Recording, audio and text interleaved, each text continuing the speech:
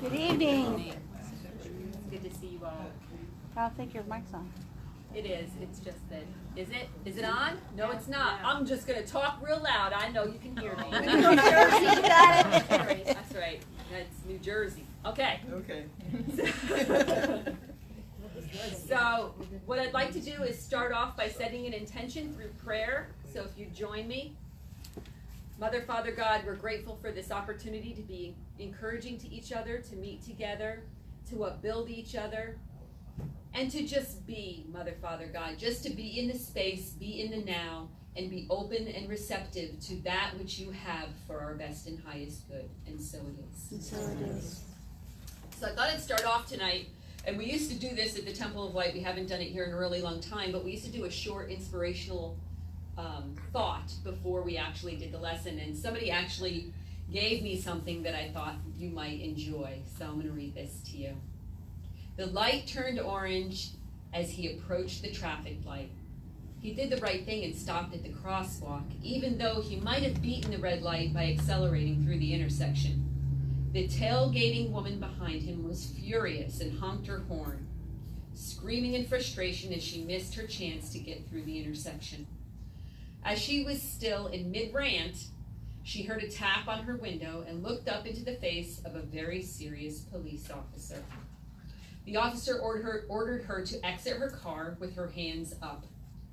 He took her to the police station where she was searched, fingerprinted, photographed, and placed in a holding cell. After a couple of hours, a policeman approached the cell and opened the door. She was escorted back into the booking desk where the arresting officer was waiting with her personal effects.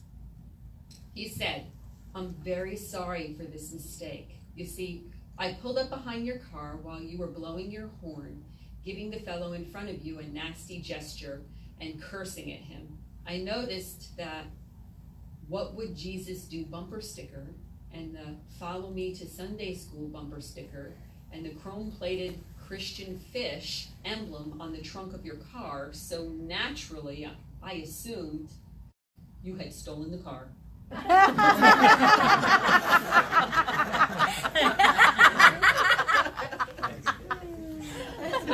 thought that this was really good, especially since we just covered be impeccable with your word, and we were talking about how it's not just your words that come out of your mouth, but it's what you put out there, how you represent yourself. And if you're driving around with a coexist bumper sticker or a Jesus fish bumper sticker or just be nice bumper sticker, because we generally wouldn't have a couple of the other things mentioned, but any of those things say something about you. So make sure that your behaviors are in line with your words. So I'm going to leave that with you with its blessing and invite to the podium Licentiate Minister Reverend Lou Dowd, who is going to cover the second of our 4 agreements series today, and that will be don't take things personally. Okay. Hello, everybody. How's everybody doing? Good. Good? All right. Okay, so I chose this lesson because if anybody could use a lesson on not taking things personally, it would be me. So I was like, please, Suzanne, let me do this lesson because I need a lesson on that. I really do, because I take everything personally. Even down to somebody saying that they're not even talking about me. Well, I'm going to realize, I'm like, oh, dang, that ain't even about you. Okay, so now whatever happens around you, don't take it personally, right? Nothing other people say or do is because of you. This is the cause of law of relativity. You see, much like brothers and sisters growing up in the same family, home, etc., though having the same exact situations, yet each and every single family member having a totally, completely different experience from one or the other. So even when a situation seems so personal, even if others insult you, or it has nothing to, it has nothing to do with you. What they say or do, and the opinions they give are according to the agreements in their own minds. So for instance, and I'm bringing this up because it was a great lesson in not taking things personal for me when I found out I was going to do this speech. So just last Friday, I had a great lesson. So I saw a good opportunity to truly understand what not taking things personally meant. So I had a coworker say some false things to my manager about me. So my manager came to me and said, Lulu, please tell me these things aren't true. She said, we have a bunch of titles in there. We're shorthanded, and you're not helping the title department or doing the counter titles, I've been told. So now I was printing the verifiable truth that I, processed only 4 titles less, and I actually was the only one that did counter titles. And as I'm, printing it, I'm going through in my head, and then I'm thinking to myself,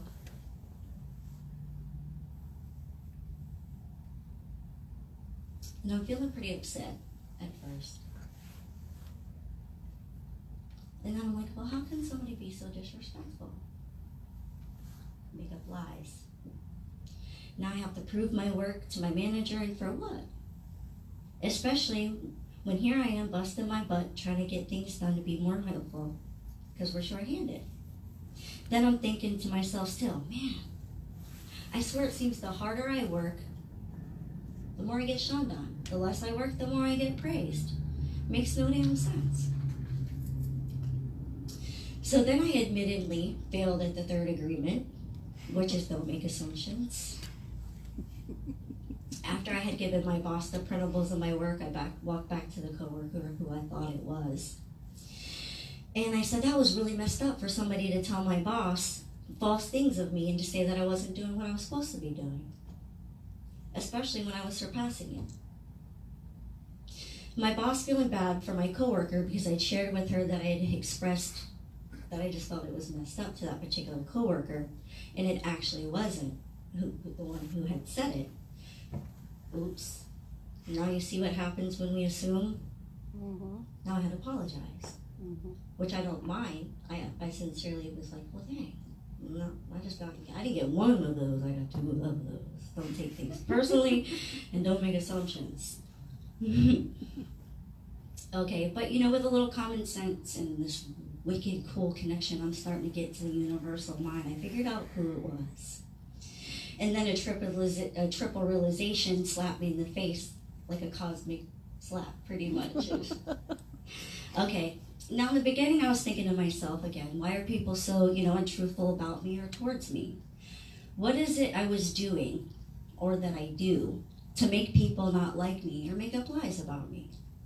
Sure, I slack a little from time to time, but sure nothing more in comparison to most that were there, and especially to the ones who made false accusations about me. I come in, I do my work. I work just as hard, if not harder, as anybody else. I'm respectable to everyone, even to those who shun me and talk negative about me. I just don't understand. What am I doing or saying wrong? And then that cosmic slap said, how you doing? Okay, so it said, don't take things personally, girl. That has nothing to do with you and everything to do with them. Everything. Nothing to do with you and everything to do with them. So there I was, minding my own business, doing what I was supposed to be doing, without a care in the world because I was doing just that, what I was supposed to be doing. And not only was I doing what I was supposed to be doing, I was doing it shorthanded with staff or overabundance of work that possibly could get done in the amount of time that we had. But I didn't allow it at that time to interfere with my interaction towards my coworkers, customers, or myself. I didn't allow it to interfere with it taking away my joy or being the best that I can be. And because of that, the better you get at being the best that you can be, the more others will criticize you. It's unfortunate, but when others see you, reflections they don't see in themselves, they in turn take it personally. You see, because it's like a vicious circle of people just taking too personally. Mm-hmm. That's really what happens. Mm-hmm. Because even the opinions about yourself are not necessarily true. Therefore, you don't need to take whatever you hear in your own mind personally. Even that. So I said it's a vicious circle. Don't take anything personally, because by taking things personally, you set yourself up for suffering for nothing. When you really see people as they are without taking anything personally, you can never be hurt by what another says or does. Even if others lie to you, it's okay. They are lying to you or about you because they are afraid, or because they lack confidence, simply because they lack confidence. So you see, that's why it's a vicious circle. When one lacks confidence and sees something in another, they take it personally. And then when that person acts upon that feeling, that other person in turn takes it personally. So just, Okay, so when you truly accomplish not taking things personally, there comes a huge amount of freedom. You become immune to the BS, the naysayers, negative arrow throwers. Someone can intentionally send negativity or ill will towards you. But if you don't take it personally, you will not suffer, nor will you eat it. When you block and you don't take the negative arrows, it becomes even worse to the sender, but not you. That's a great thing. So now as you make a habit of not taking anything personally, you need to be placed with your trust in what others say or do. You need not, to place your trust in what others say or do. You will only need to take trust yourself in that trust, in your choices. You are never responsible for actions of others. This was a rough one for me. You are never responsible for others' actions. So for instance, I've even taken things so personally where somebody will be feeling bad and having a bad day, and I feel like it's my responsibility. But it's not my responsibility, because I didn't make that person feel that way, so why do I take it personally? It's a hard thing to do, right? Okay, so when you truly understand this and refuse to take things personally, you can hardly be hurt by the careless comments or actions of others.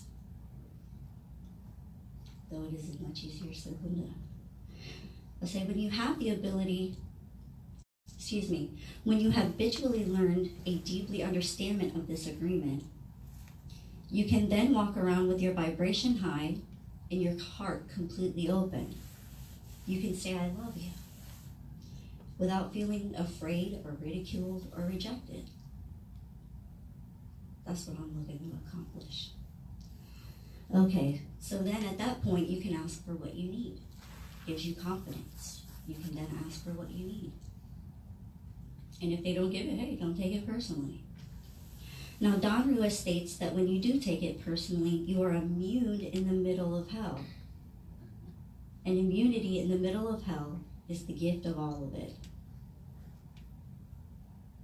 So the immunity in hell is the gift of all of it. So when you become immune to the hell, that's when you have that gift of freedom, that direct connection to yourself and the source. Okay, so like I said, oh my gosh, not taking things personally, it's literally one of the hardest things to do. But the good news is that we can get better through practice. So hold on tight, friends, because you're in for a rough ride. When you ask God or the universe for anything, to be in a resolve, much like Susanna has said before with patience in one of her sermons. When you ask for a resolve, guess what you're going to get? Something to A resolve. plethora of lessons before you get there.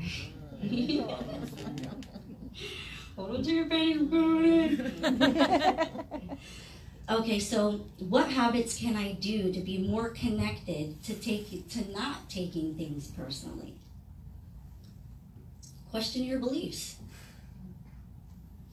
Okay, so whenever I'd walk into an elevator, there'd be somebody standing there and I say, hello, I used to get so offended when they didn't say hi back. I don't speak English. Oh, see, if I would have thought of that, and I would have changed the way I looked at it, then I wouldn't have took it personally. Now, a person is not affected emotionally by what happens around them, but by their interpretation of what happens around them. In turn, our interpretations are formed by our beliefs. Obviously, I can't say for sure what was going in the mind of the woman that I was saying hello to in the elevator, that I was holding the door for, but it might have went along the lines of, if I greet someone, they have to greet me back. If they don't return my greeting, they're being disrespectful. If they're disrespectful, is this because I think I'm not worthy of respect? If they think I'm not worthy of respect, do they think that I'm worthless? If people think I'm worthless, then maybe I am. That was a deep, deep-seated taking everything personally. All of that is personal and relative. Okay, if they don't agree, I'm actually going to skip that part, guys. I'm going to leave that part out, my bad. Okay, another one is stop worrying so much about what others think. I used to say all the time, I don't care what people think about me. In a broader sense, I don't, but I really do. Who doesn't want to be liked, respected, appreciated? We all do. But we can't take what others think because others, what they think is all relative. So we can't take it personally. Become more confident. This is the biggest key to learning not to take things personally, because when you gain confidence, you don't really care what people think. Nor do you need to. That goes with be too busy to care.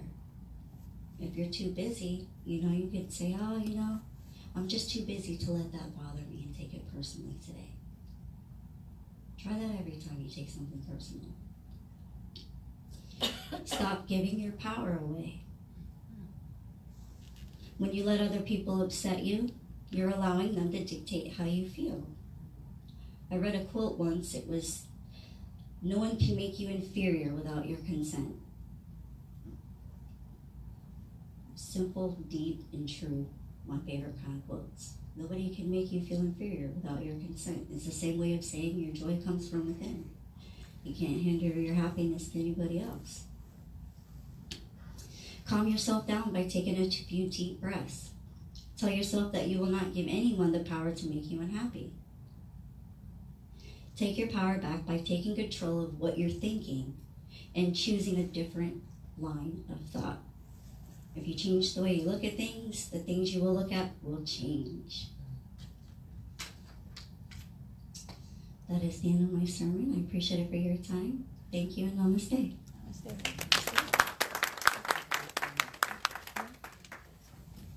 Pastor Susie. Well done. I know that's a very hard thing. For many, many years, I used to say, I take everything personally. If it's about me, around me, or near me, it is personal. And it's been very hard to switch that around and say anything that happens around me, for me, or about me is for my best and highest good. So it's just a shift in the way that we look at that, and building that confidence in spirit. Building that confidence, not in our own selves, but in our relationship with spirit moving forward. So this way we know that everything is going to work out the way that it's supposed to, as long as we're moving in that vibration, in that direction. That is a beautiful lesson from the Four Agreements. Thank you very much for bringing that. That was lovely. I'd like to offer the opportunity now for licensed minister Reverend Vince to come up, and he is going to do our meditation this evening. So if we can move into our meditation, I'll drop the lights. Would you like music? Oh, sure. Hello. Hello. They also have a chat for I you. don't know what that sounds like. Crazy. Leave that to your own imagination. Did you scratch that itch? Oh, sorry. So. Thank you, Maestro. All right, so I guess if we can all just relax. And take a nice deep breath in and hold it. And let it go and close your eyes on down. Just be calm, relaxed. Another deep breath and hold it. And let it go. Let everything go. One more deep breath in the belly.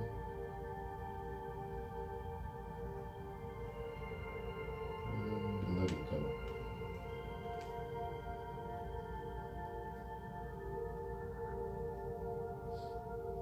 Just see yourself walking along a path and it's a bright sunny day.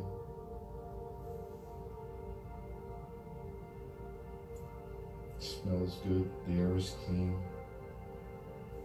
Slight breeze blowing. Still grass and leaves beside us are moving gently. And it's clear, just like our minds. And as we continue to walk, our minds just become more and more clear.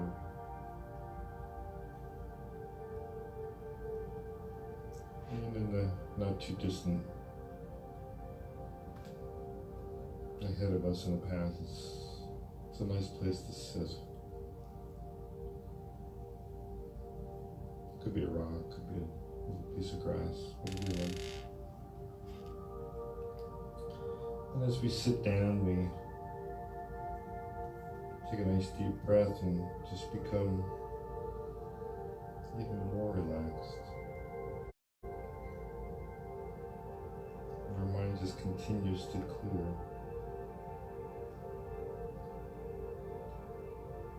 And as we do this process of just breathing and exhaling everything that doesn't really belong to us, things become more and more clear.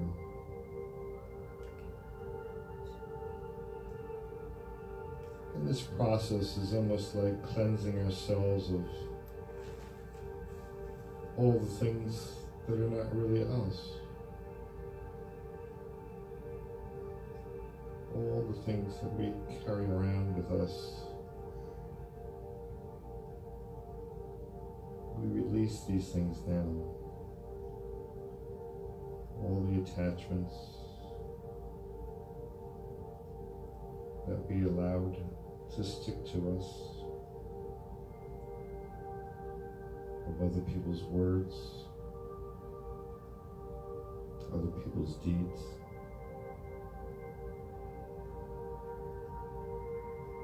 other people's misconceptions. We just breathe in and we breathe them out.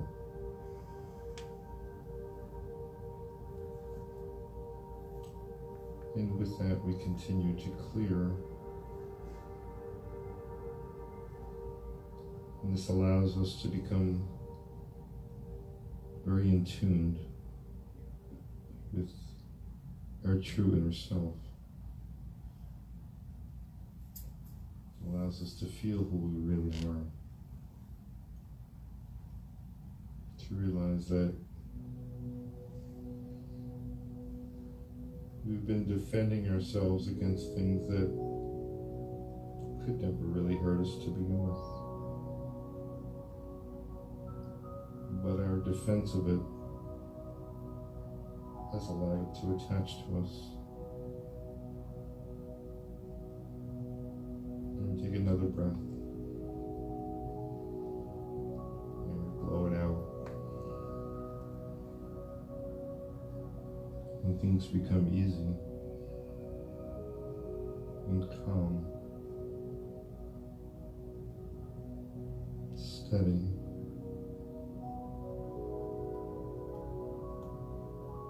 We think of things in the past when someone said something we didn't like that upset us. And now it's just like a breeze that just blows right past us. And just like the wind, you may feel it in your hair, on your skin, but it just blows on by. It doesn't become a part of you. And we even laugh and think about how we took something so trivial and let them stick to us. But now we just let them blow right on by.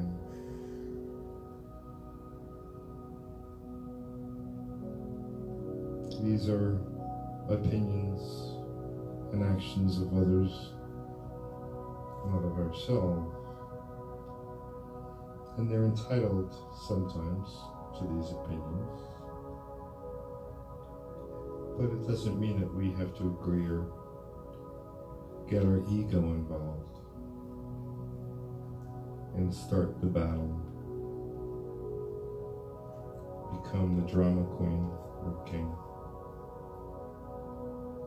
Just let it blow right on by like a breeze. Because the truth is, there's really nothing to it. It's just hot air. And as we sit there in our peaceful spot and place, we feel the breeze go by us. And we realize that it's no different than some people's reactions to us, because their reaction to ourselves is all that matters. And that divine true spark that's within us, that source, that piece of spirit, how could that be judged? It's pure.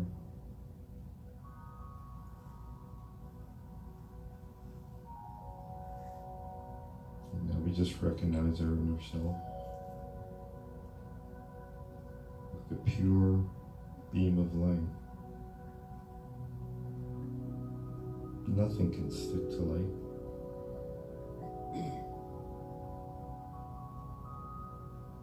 Light can only shine.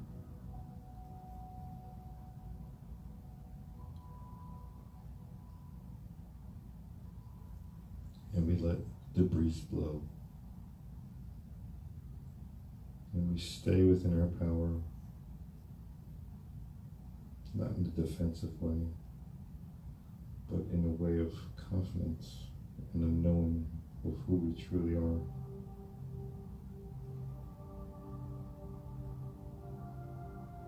And we take another breath, nice and deep.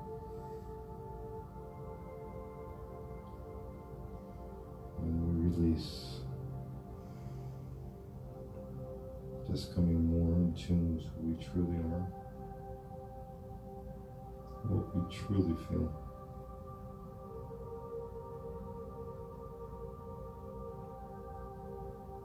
And when we follow this, life becomes easy, simple. We have a tendency to complicate it, but that's just the ego making its place necessary to be your friend. But the truth is, our inner self doesn't need to be defended that way. It never did. And if we picked up this habit in our childhood, we see it for what it is now. And we choose to let this pattern go, this unnecessary defense. Because the breeze and the wind will blow, but we just let it blow right around us and right past us. It never sticks, and it doesn't stay.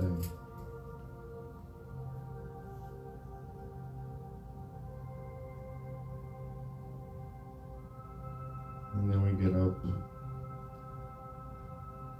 and we walk back from where we came on the path with greater insight into who we are and the nonsense we just got rid of, and the wisdom that we have to understand what is truly us and what isn't, and how we need to release that. And every day, at the end of the day, we take a couple nice deep breaths and we let that all go. And as we go into our sleep, we go into it as clean as we can, so that we may have the full healing power of our sleep and the cleansing of our sleep.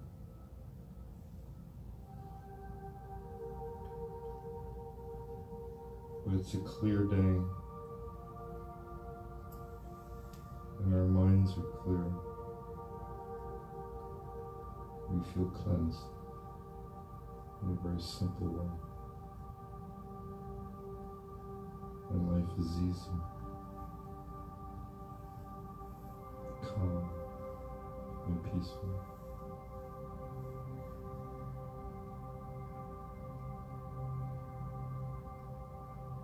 With that, we come back to our seats here. And come back into ourselves, remembering a simple lesson of cleansing, of being who you truly are and not letting things stick to you. And you wiggle your toes and your fingers, and you come on back and open your eyes and realize how simple it really is.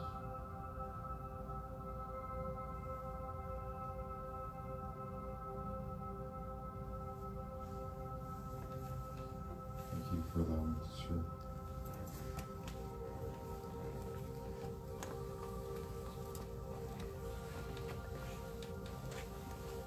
Thank you, Reverend Bliss. I'd like to offer the opportunity for those who would like to heal this evening to stand behind your chair, and then we'll begin the healing portion of our meeting.